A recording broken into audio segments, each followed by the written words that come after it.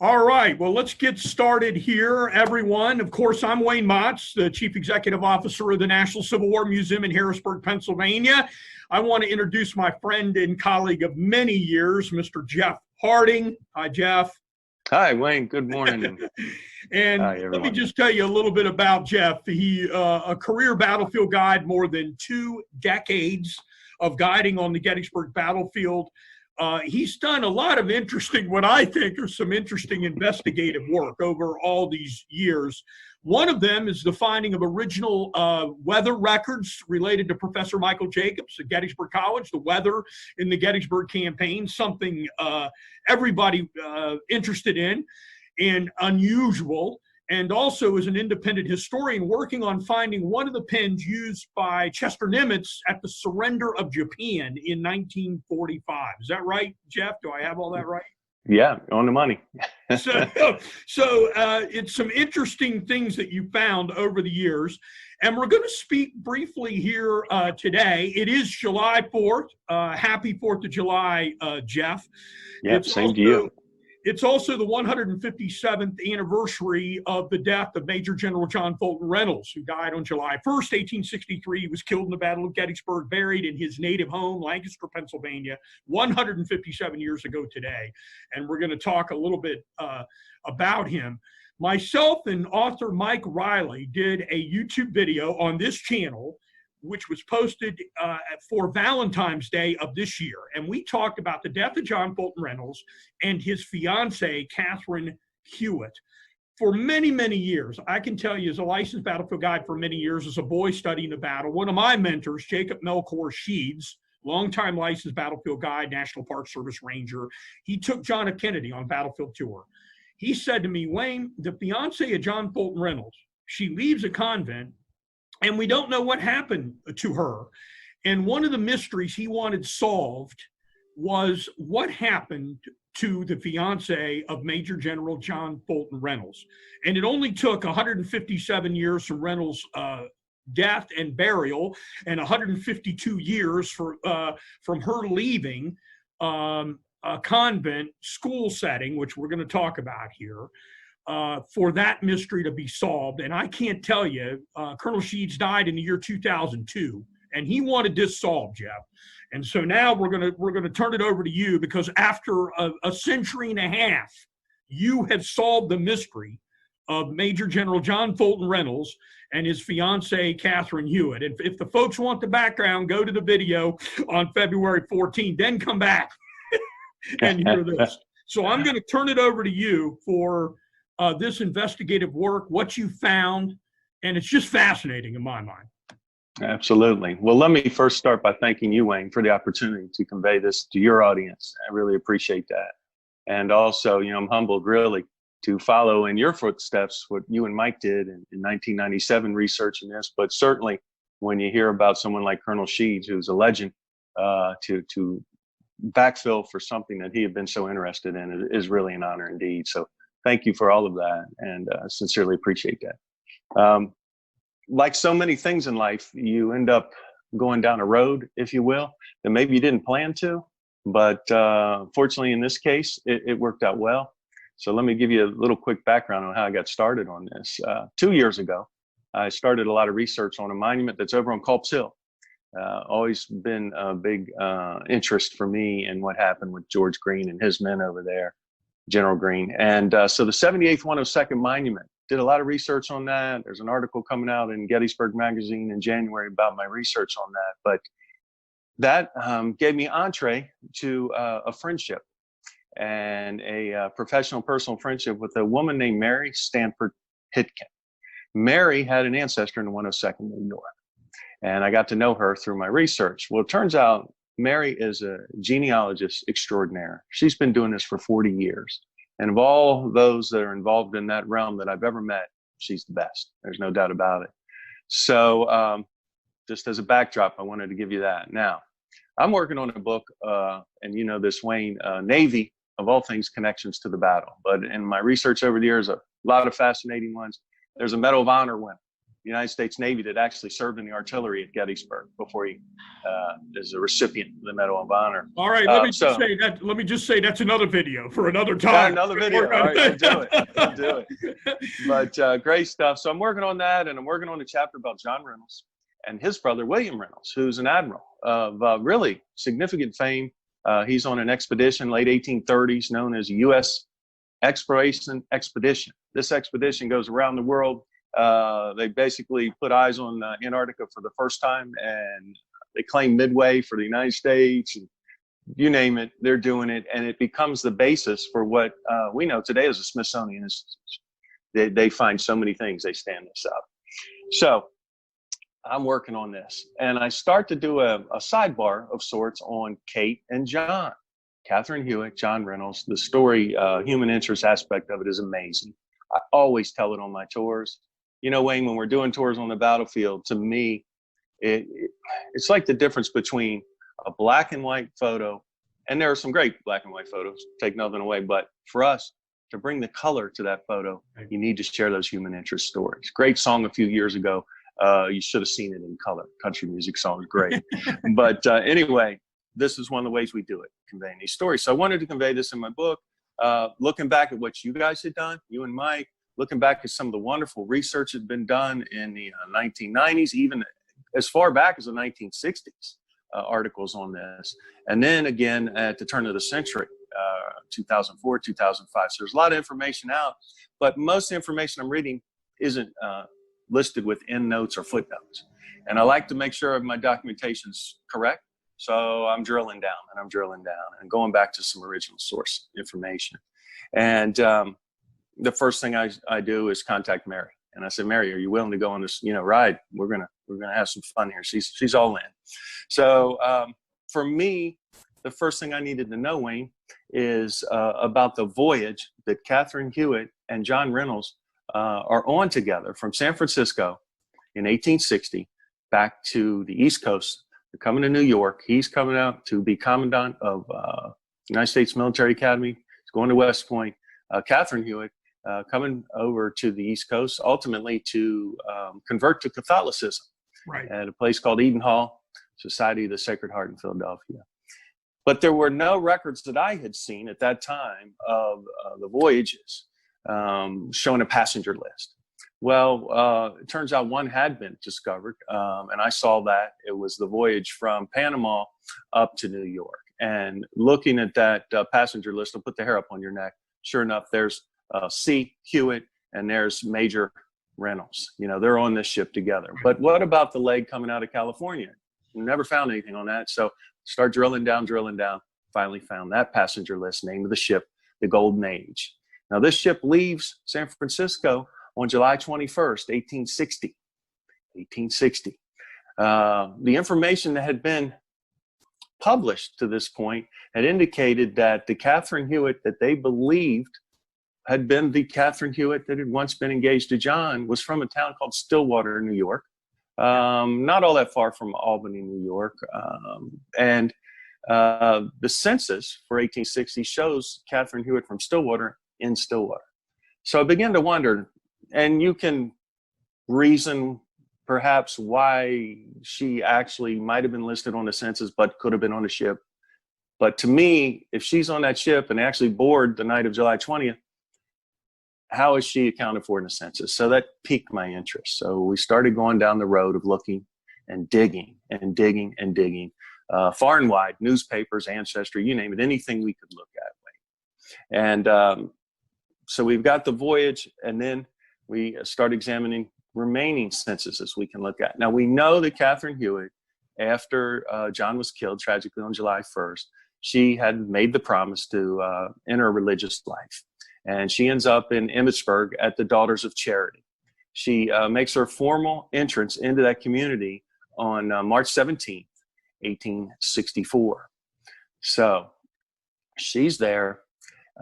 Prior to her entrance, she had done a period of work as a postulant in Mount Hope in Baltimore. They do that before they formally enter. And so she's there now in 64. John Reynolds' sisters, or especially Eleanor, are communicating with Kate. There's even a visit. There's a visit between John Reynolds' former orderly, Charles Vale, and the sisters to see Kate. Now, we're still trying to place this. There's a couple possibilities, but I really believe that's in late February, early March 1864, probably when she's just entering. But basically, we have an accounting that she's there through 1865 because of the letters written between Eleanor Helly and Kate Hewitt. There is a census for 1865 in Stillwater that shows that Catherine Hewitt in Stillwater. So how can she be in Emmitsburg and how can she be in Stillwater? So now we have two cases that are conflicting. All right, so we continue research. Now, it was known that Catherine Hewitt is going to leave what they referred to in the daughters. It's different. There are no nuns. They're referred to only as sisters, and there is no religious order. It's referred to as a community. So she will leave the community on September 3rd, 1868. She remains in Albany, New York. She had actually left Emmitsburg in 1866, January 1866. By the 15th of that month, she's in Albany teaching at St. Joseph's School as a sister. She has not taken vows. In the daughters, you do not take final vows. You take vows after roughly 5 years. She's known as Sister Hildegardus. At this point, she has received what they call the habit. She's there teaching, but she's going to leave in September of 1868. She remains in Albany. We have numerous newspaper accounts, ads in the newspaper. She's teaching at a private school. Back then, they called it a select school, with another former sister from St. Joseph's, Catherine Ryan, Sister Helen Ryan is how she was actually known. But they're teaching together. Then they teach independently. So that much was known. And that's where the trail ended, if you will. But this is where Mary went to work, and she dug and she dug and dug on Ancestry, and she found a golden nugget. And that golden nugget was a family tree for the Fort family. It's pronounced F-O-R-T. It is spelled P-F-O-R-D-T, the Fort family. There's a marriage of Joseph B. Fort in 1874, June 24th, 1874, to a Catherine Hewitt. And they refer to her as a former sister. And so now we start to look and we start to uncover things. We uncover marriage records. We uncover a wedding announcement in the newspaper. And so we ultimately have a census in 1875 showing Catherine Nee Hewitt, but now Ford, in Albany, married to Joseph B. And we have a census in 1875 for the other Catherine Hewitt, still in Stillwater. So we have enough differences now that we believe these are two different people. And we believe the sister Hildegardus, Catherine Hewitt, that is with Joseph B. Ford is the Catherine Hewitt. And we have some other evidence that we're accumulating. One interesting side note, there's a handkerchief that's given to Charles Vale by Catherine when she first enters the Daughters of Charity. Catherine had been working on this for John. Not going to be able to give it to him. She gives it to his orderly. He's described as how beautiful the embroidery work is in this handkerchief. Well, there are a number of articles in Albany newspapers about Catherine Hewitt, the one who had been a select school teacher, the one who married Joseph B. Ford, and these beautiful, beautiful banners that she has created. One for a religious group in Albany, another for the Philadelphia Centennial Exposition. And this banner is so beautiful, she's awarded a prize for it. Unfortunately, almost in a fitting, tragic end to her life, the award is made the day that she dies. Now, she dies in Albany. She's buried in St. Agnes Catholic Cemetery in Menands, New York, which is a suburb, of course, basically part of Albany. And she lies in the family grave there. There is not an independent headstone. Those are long since gone. There's a large marker over the entire family grave plot, if you will. And that's where she is. And by the way, that cemetery was known to be the cemetery where the sisters who had taught at St. Joseph's in Albany were buried, and former sisters as well. In fact, the sister she taught with, Sister Helen Ryan, is buried there as well. So I think I've probably mentioned most of what we have here. There's an obituary in the paper up there that refers to her with her maiden name as well. So we believe that we've got enough evidence here to say for certain that this is actually the Catherine Hewitt. And this takes nothing away from all the amazing research that was done prior to this. I think one of the keys here, of course, is Mary's skill set, but there's so much available out there now that might not have been earlier. Right. So, we built upon some great work done by folks earlier, and we are deeply appreciative of that. And, my thought is maybe someday we should have a Kate Hewitt summit and all get together, because I admire some of the research. And, back in the 90s when you guys were doing it, it was send a letter, get something back. Now you send an email and it's right back to you. So big difference. But there are a few mysteries still out there with Catherine Hewitt. Her years leading up to 1860, certainly a mystery. I think I lost you there, but hopefully you still have me. But I got your back. Sorry. Yeah. And okay. Mary and I are actually working on a book of sorts. It's not going to be too lengthy. I'm not sure yet, but what we want to do is learn all we can about her early life, present what we know, present some options, things we've seen that could or could not be true, and show all the evidence we can find, so that those going forward 15 years from now, right. Who knows what's out there. So we want to let everybody know what we've learned so we can all be on the same page. So Jeff, just let me really quickly summarize. The fiance of General John Fulton Reynolds, who was killed at Gettysburg July 1st, 1863, buried July 4th, 157 years ago, Catherine M. Hewitt. Will the real Catherine Hewitt please stand up?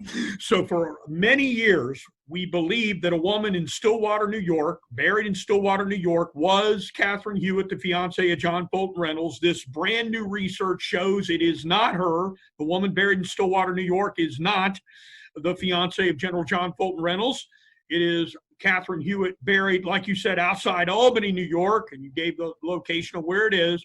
The viewers can read much more about this in a very nice treatise that you have done up, and Mary, your researcher, that's going to be issued in Civil War Times Illustrated very soon here. It'll come out in the August issue. It'll be released in July of the Civil War Times Illustrated. So if people want to learn more about this, absolutely, get the Civil War Times Illustrated article on this. But you were very kind to come on here with me for the National Civil War Museum and put that out first on the National Civil War Museum's YouTube channel. For our viewers, it's the first time that this information has ever been heard, and we look forward to more detail on it from you and Mary, Jeff, and I just can't thank you enough for volunteering to come on here today. Wayne, it's been my pleasure. And I appreciate the opportunity. And I did leave one thing out, one other key bit of information real quick. She does die of consumption per the cemetery records. The cough had been noted as early as 1865. The other Kate in Stillwater lives, I believe the indications were till 1902. We believe, and we're not physicians, but we believe if in talking to a few people that are, that if you've got consumption in the 1860s, and that seems to be what the case was, you don't live until 1902. Right. So that's just the thought, just another piece of the puzzle, if you will, and these are puzzles. But we thank you, Wayne. We thank you.